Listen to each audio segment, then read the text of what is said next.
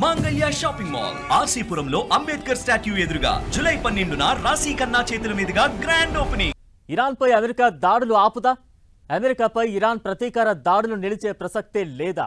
ఒకవేళ వీళ్ల మధ్య శాంతి ఒప్పందంతో పశ్చిమాసియాలో సుస్థిరత నెలకొన్నా ఇజ్రాయెల్ మధ్యలో ఉండి దీన్నంతా చెడగొట్టే ప్లాన్ చేస్తోందా? తెలియని అయోమయం నెలకొంది. శాంతి ఒప్పందంతో పశ్చిమాసియాలో సుస్థిరత నెలకొంటుందని ఆశపడేలోపే మళ్లీ ఉద్రిక్తతలు రాజుకున్నాయి. అమెరికా ఇరాన్ పరస్పర దాడులతో గల్ఫ్ దేశాలు దద్దరిల్లుతున్నాయి. ఈ పరిణామాల వేళ ఇజ్రాయెల్ నిఘా వర్గాలు అగ్రరాజ్యానికి కీలక హెచ్చరికలు చేశాయి. అమెరికా అధ్యక్షుడు ట్రంప్ను హత్య చేసేందుకు ఇరాన్ కొత్త కుట్రలు చేస్తున్నట్లు హెచ్చరించాయి. దీంతో పశ్చిమాసియాపై మళ్లీ యుద్ధ మేఘాలు కమ్ముకున్నాయి.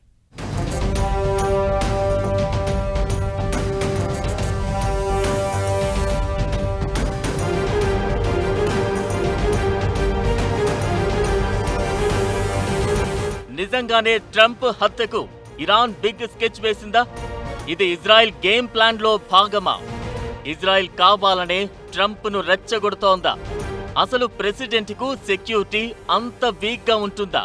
అమెరికా అధ్యక్షుడు ట్రంప్ను లక్ష్యంగా చేసుకుని ఇరాన్ దాడులు చేయొచ్చని అమెరికా నిఘా సంస్థలకు కొన్ని వారాలుగా సమాచారం అందుతూనే ఉంది. కానీ దీని గురించి ఇజ్రాయెల్ అలర్ట్ చేయడం ఈ మధ్యకాలంలో ఇదే మొదటిసారి. ట్రంప్ హత్యకు ఇరాన్ ఓ నిర్దిష్ట ప్రణాళికలను రూపొందించినట్లు తమకు సమాచారం వచ్చిందని ఇజ్రాయెల్ ఇంటెలిజెన్స్ అగ్రరాజ్యాన్ని తీవ్రంగా హెచ్చరించింది. ఇరాన్లో ఖమేనీ అంతిమ యాత్ర జరిగిన సమయంలో నెతన్యాహు సర్కార్ ఈ సమాచారాన్ని అమెరికాకు అందజేసినట్టు తెలుస్తోంది. అయితే ఈ కుట్రకు సంబంధించి మిగతా వివరాలేవీ బయటకు రాలేదు. దీంతో ఇజ్రాయెల్ అలర్ట్స్ ను అమెరికా సీరియస్ గా తీసుకుందా అన్న చర్చ మొదలైంది. ఇదంతా ట్రంప్ ను ప్రభావితం చేసేందుకు ఇజ్రాయెల్ ఆడుతున్న డ్రామాగా కొందరు కొట్టిపారేస్తున్నారు. అలాగని టేక్ ఇట్ ఈజీగా లైట్ తీసుకోవాల్సిన అవసరం కూడా లేదని మరికొందరు వాదిస్తున్నారు. హర్మూజ్ లో నౌకలపై దాడులకు ప్రతీకారంగా ఇరాన్పై అమెరికా భీకరమైన దాడులు చేసింది. దీంతో టెహ్రాన్ కూడా ఏమాత్రం తగ్గకుండా విరుచుపడడంతో ఉద్రిక్తతలు అమాంతం చెలరేగాయి. అయితే ఈ దాడులను మరింత తీవ్రతరం చేయాలా లేక ఇరాన్తో కాల్పుల విరమణను కొనసాగించాలా? శాంతి చర్చలతో మిడిల్ ఈస్ట్ ఉద్రిక్తతలకు ముగింపు పలకాలా అనే దానిపై ప్రస్తుతం ట్రంప్ ఒక డైలమాలో పడి ఆలోచనలు చేస్తున్నారు. ఇలాంటి సమయంలోనే ఇజ్రాయెల్ నుంచి నిఘా అలర్ట్ రావడం విశేషం. ఇప్పుడు ఈ హెచ్చరికల్ని అగ్రరాజ్యం పరిగణలోకి తీసుకోవాలా లేదా అనేది కొంత అయోమయంగా ఉంది. ఏదేమైనా ఈ హెచ్చరికలు ట్రంప్ నిర్ణయాన్ని ఖచ్చితంగా ప్రభావితం చేసే అవకాశం ఉందని భావిస్తున్నారు. మరోపక్క తన హత్యకు కుట్రలు జరుగుతున్నాయని ట్రంప్ ఈ మధ్య హాట్ కామెంట్ చేశారు. తుర్కీయే అంకారాలో జరిగిన నాటో సదస్సు సమయంలో ట్రంప్ మీడియాతో మాట్లాడుతున్న సందర్భంగా అమెరికా అధ్యక్షుడిని అడ్డు తొలగించాలని ఇరాన్ చాలా బలంగా కోరుకుంటోందని అన్నారు. తాను అందరి హిట్ లిస్ట్ లో ఉన్నానని చెప్పారు. దీంతో ఇజ్రాయెల్ చేసిన అలర్ట్ లోనూ నిజముందని అంటున్నారు. ఇలాంటి పరిణామాలను ట్రంప్ ఆషామాషిగా తీసుకోవడం లేదు. తుర్కీ నుంచి బయలుదేరిన ట్రంప్ మళ్లీ తన పాత విమానాన్నే వినియోగించడం ఈ అనుమానాలకు బలాన్నిస్తోంది. ఈ మధ్య ఖతార్లో అమెరికా అధ్యక్షుడు ట్రంప్ కోసం ఖతార్ ఓ అత్యాధునిక విమానాన్ని కానుకగా ఇచ్చింది. అప్పటి నుంచి ట్రంప్ దాన్నే వినియోగించారు. నాటో సదస్సు కోసం తుర్కీ అంకారాకు కూడా ఇందులోనే ప్రయాణించి వెళ్లారు. కానీ అక్కడి నుంచి తిరిగి వెళ్లే సమయంలో మాత్రం ఎయిర్ ఫోర్స్ 1 విమానంలో ప్రయాణించాడు. ఇరాన్తో ఉద్రిక్తతలు, భద్రతా కారణాల వల్లే ట్రంప్ ఈ నిర్ణయం తీసుకున్నట్లు అధికారిక వర్గాలు చెబుతున్నాయి. అమెరికన్ ప్రెసిడెంట్ మీద ఎప్పుడు థ్రెట్స్ ఉంటాయి, కానీ సాధారణంగా దేశాలు మాత్రం థ్రెటన్ చేయవు. ఎందుకంటే అమెరికా అగ్రపవరు, చేసే శక్తి ఉన్నది కాబట్టి ఏ దేశమైనా దీని వెనకాల ఉన్నదంటే విపరీతమైన పరిణామాలు ఆ దేశానికి ఉంటాయి. కానీ అక్కడక్కడ ప్రతి దేశంలో ఎక్కడైతే అమెరికన్స్ అంటే ఇష్టం లేదు, వాళ్ళ యాక్షన్స్ అంటే ఇష్టం లేని వాళ్ళు కొంతమంది లూజ్గా మాట్లాడతాం, కొంతమంది చేయటానికి ప్రయత్నం కూడా చేస్తారు. ఫేమ్ కోసం, లేకపోతే కక్ష కోసం, ఎన్నో కారణాల కోసం. తప్పకుండా అక్కడ ఉన్న సిస్టమ్ ఏంటంటే ఎవరు ఏ మాట అన్నా, థ్రెట్ వచ్చినా, అక్కడ మన టెలికమ్యూనికేషన్స్లో వచ్చిన అన్నీ చూస్తూ ఉంటారు. మాటల్లో, న్యూస్ పేపర్లో స్టడీ చేస్తూ ఉంటారు. పెద్ద సంస్థ ఉంటుంది, ఇవన్నీ వాచ్ చేసేది.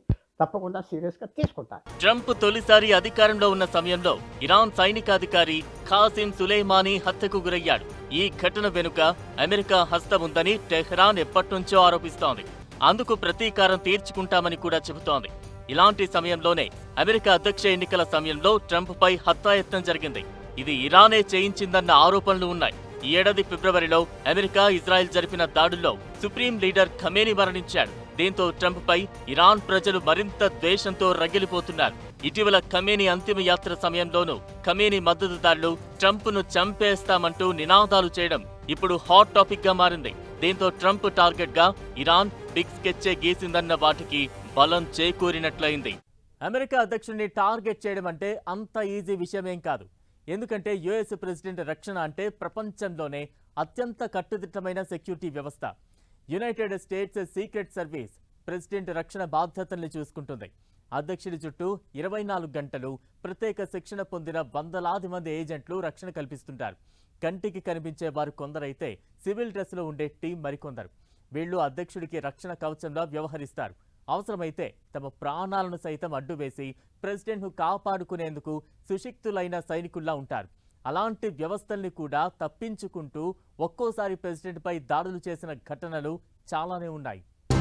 గతంలో పలు అటాక్స్ నుంచి తప్పించుకుంటూ వచ్చిన ట్రంప్ అడుగడుగునా సీక్రెట్ ఏజెంట్ల నిఘా, ప్రెసిడెంట్ చుట్టూ పెట్టని కోటలా నిఘా, భద్రతా వ్యవస్థలు, అత్యవసర సమయాల్లో చంపేందుకు చచ్చేందుకైనా సిద్ధమయ్యే టీమ్స్. ప్రెసిడెంట్ ను టార్గెట్ చేయడమంటే చావుకు ఎదురెళ్లడమే. ట్రంప్ తన రాజకీయ ప్రస్థానంలో అధ్యక్షుడిగా ఉన్నప్పుడే పలుమార్లు భద్రతాపరమైన ముప్పుల్ని ఎదుర్కొంటూ వచ్చారు. 2024 జూలైలో పెన్సిల్వేనియా బట్లర్ ప్రాంతంలో ట్రంప్పై దాడి జరిగింది. ఎన్నికల ప్రచార ర్యాలీలో ప్రసంగిస్తూ ఉండగా థామస్ మాథ్యూ క్రూక్స్ అనే 20 ఏళ్ల యువకుడు AR-15 రైఫిల్తో కాల్పులు జరిపాడు. ఈ దాడిలో ట్రంప్ కుడి చెవి పైభాగాన్ని తాకుతూ బుల్లెట్ వెళ్లింది. దీంతో స్వల్ప గాయంతో ట్రంప్ బతికిపోయాడు. కాల్చిన వ్యక్తిని సర్వీస్ ఏజెంట్లు మట్టుబెట్టేశారు. 2024 సెప్టెంబర్ 15న ఫ్లోరిడా వెస్ట్ పామ్ బీచ్ లో ట్రంప్ గోల్ఫ్ ఆడుతూ ఉండగా పొదల్లో రైఫిల్తో ర్యాన్ రౌత్ అనే వ్యక్తి సీక్రెట్ సర్వీస్ ఏజెంట్ల కంటపడ్డాడు. ఏజెంట్లు కాల్పులు జరపగా ఆ దుండగుడు పారిపోయాడు. ఈ ఏడాది ఫిబ్రవరి 22న ఫ్లోరిడాలోని ట్రంప్ నివాసం మార్-ఏ-లాగో రిసార్ట్లోకి ఆస్టిన్ టక్కర్ మార్టిన్ అనే వ్యక్తి షాట్ గన్తో వచ్చాడు. వెంటనే భద్రతా సిబ్బంది అలర్ట్ అయ్యి అతన్ని కాల్చి చంపేశారు. ఈ ఏడాది ఏప్రిల్ 25న వైట్ హౌస్ కరస్పాండెంట్స్ డిన్నర్ మీటింగ్లో కోల్ థోమస్ అలెన్ అనే వ్యక్తి సెక్యూరిటీ బౌండరీస్ ను దాటుకుని వచ్చే ప్రయత్నం చేశాడు. వాషింగ్టన్ హిల్టన్లో ఈ ఘటన చోటు చేసుకుంది. సకాలంలో సీక్రెట్ సర్వీస్ ఏజెంట్లు అలర్ట్ అయ్యాయి. అతన్ని పట్టేసుకున్నారు. ట్రంప్ మొదటిసారి అధ్యక్ష పదవికి పోటీ చేస్తున్నప్పుడు 2016లో కూడా లాస్ వేగస్ ర్యాలీలో ఒక బ్రిటిష్ యువకుడు పోలీస్ తుపాకీ లాక్కొని ట్రంప్ ను కాల్చేందుకు ప్రయత్నించాడు. చివరకు పోలీసులకు దొరికిపోయాడు. అలానే ఓహియోలో ఒక వ్యక్తి బారిగేడ్లను దాటి ట్రంప్ ఉన్న స్టేజ్ వైపు దూసుకొస్తూ ఉండగా భద్రతా సిబ్బంది పట్టుకున్నారు. ఇలా చాలా సార్లు ట్రంప్ ప్రమాదకరమైన పరిస్థితులు, దాడుల నుంచి త్రుటిలో తప్పించుకుంటూ వచ్చాడు. అధ్యక్షుడు ఏదైనా ప్రాంతాన్ని సందర్శించడానికి వెళ్తున్నాడు అంటే కొన్ని రోజులకు ముందే సీక్రెట్ సర్వీస్ అడ్వాన్స్ టీం అక్కడ వాలిపోతుంది. స్థానిక పోలీసుల సాయంతో ఆ ప్రాంతాన్ని కంప్లీట్ గా తమ ఆధీనంలోకి తీసుకుంటుంది. FBI, CIA లాంటి నిఘా వర్గాలు ఆ ప్రాంతానికి సంబంధించిన సమగ్రమైన సమాచారాన్ని నిరంతరం సేకరిస్తాయి. ముప్పు ఏమైనా ఉంటే వెంటనే సమాచారం అందిస్తాయి. ఇంటా బయట పర్యటనల సమయంలో అధ్యక్షుడు ప్రయాణించే కారును ది బీస్ట్ అని పిలుస్తారు. ఇది పెట్టని కోట, కదిలే ఉక్కు కంచెలాంటిది. ఇది బాంబు దాడులు, రసాయన దాడులు, బాలిస్టిక్ క్షిపణి దాడుల్ని సైతం తట్టుకోగలిగేంత దృఢమైనది. దీని అద్దాలే 8 ఇంచుల మందంతో ఉంటాయి. అత్యవసర పరిస్థితుల కోసం కారులోనే అధ్యక్షుడు, బ్లడ్ గ్రూప్ నికి సరిపోయే రక్తం నిల్వలు రెడీగా ఉంటాయి. ఇలాంటి సమయంలో ఇజ్రాయెల్ ఏదో చెప్పింది కాబట్టి ఇది ఒక స్కామా నిజమా అంటే ఇజ్రాయెల్ చెప్పిన థ్రెట్ కూడా సీరియస్గా తీసుకుంటారు. అనుమానం కూడా ఉంటుంది. కానీ ఇలాగా ఇజ్రాయెల్ కూడా ఒక తప్పుడు సమాచారం అందరూ తీసుకురాదు, వాళ్ళ క్రెడిబిలిటీ పోతుంది. ఏదైనా మంచి సెక్యూరిటీ ఉండాలి. ఆ సందర్భంగానే అమెరికా కొత్త ప్రెసిడెంట్ కొత్త ప్లేన్లో ఖతార్ ఇచ్చిన ప్లేన్లో వెళ్తే తిరిగి వెళ్ళలేదు. ఎందుకంటే పాత విమానాల్లో విశేషమైన గ్యాజెట్రీ టెక్నాలజీ ఉన్నది. ఆఖరికి రాకెట్స్ వీకెట్స్ వస్తే తప్పుకొని తిరగటానికి అది చూసుకోవటానికి ఉన్నది కాబట్టి ఆ ప్లేన్లో తిరిగి వెళ్ళాడు. జాగ్రత్త చేయడంలో తప్పు లేదు. అంత ఈజీ కాదు అమెరికన్ ప్రెసిడెంట్ని కిందకి తీసేయటానికి. కానీ ఆ ఛాన్స్ మాత్రం ఎప్పుడు ఉన్నది. సెక్యూరిటీ పీపుల్కి తెలిసింది ఏంటంటే అనుకోని ఏరియా నుంచి అనుకోని మనిషి సెక్యూరిటీ తీసుకొస్తాడు, అతనే డేంజరస్ మనిషి, పూర్తిగా వచ్చేస్తాడు. ప్రెసిడెంట్ గగనతలంలో ప్రయాణించేందుకు ఎయిర్ ఫోర్స్ 1 విమానం, మెరైన్ 1 హెలికాప్టర్ వినియోగిస్తారు. ఇందులో అత్యాధునిక రక్షణ, మిసైల్స్ డిఫెన్స్ సిస్టమ్స్ ను కలిగి ఉంటాయి. ట్రంప్ బహిరంగ సభల్లో పాల్గొనే సమయంలో చుట్టుప్రక్కల ఉండే భవనాలపై సీక్రెట్ సర్వీసెస్ కు చెందిన కౌంటర్ స్నైపర్లు అత్యాధునిక రైఫిల్స్ తో రెప్పవాల్చకుండా నిరంతరం నిఘాలో ఉంటారు. అలాగే భారీ ఆయుధాలతో కూడిన హెవీ టాక్టికల్ టీమ్స్ అత్యవసర పరిస్థితిని ఎదుర్కోవడానికి సంసిద్ధంగా ఉంటాయి. అధ్యక్షుడి కాన్వాయ్లోనే ఎల్లప్పుడూ ఒక ప్రత్యేక వైద్య బృందం అత్యవసర చికిత్సకు అవసరమైన వాహనాలతో మినీ హాస్పిటల్ సెటప్ ఫాలో అవుతూ ఉంటుంది. దీనికి తోడు ప్రెసిడెంట్ ఉన్న ప్రాంతం లేదా ప్రయాణించే మార్గం మొత్తం తాత్కాలికంగా నో ఫ్లై జోన్ కింద ప్రకటిస్తారు. అంటే విమానాలు, హెలికాప్టర్లు ఎగరకూడని ప్రాంతమన్నమాట. డ్రోన్లు, ఇతర విమానాల నుంచి దాడు ముప్పుల్ని కాపాడేందుకు ఈ సైనిక గగనతల నిఘా వ్యవస్థ ఉంటుంది. ఇలా సరికొత్త సాంకేతిక పరిజ్ఞానం, కట్టుదిట్టమైన నిఘా, స్థానిక, అంతర్జాతీయ ఏజెన్సీల సమన్వయంతో అమెరికా అధ్యక్షుడికి సర్వసన్నద్ధమైన భారీ భద్రత ఉంటుంది. వీటన్నింటికీ ఛేదించుకొని దాడులు చేయడమంటే ఆ వ్యక్తి చావుకు ఎదురెళ్లడమన్నట్లే లెక్క. కాని గతంలో పలువురు అమెరికా అధ్యక్షులపై హత్యలు, హత్యాయత్న కుట్రలు భగ్నమైన సందర్భాలు ఉన్నాయి.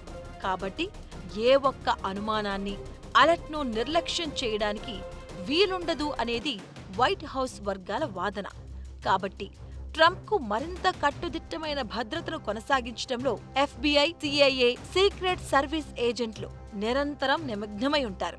కాబట్టి ట్రంప్కు ప్రాణహాని ఉన్నా ప్రెసిడెంట్ను ప్రమాదం పలకరించడమన్నది అసాధ్యమే.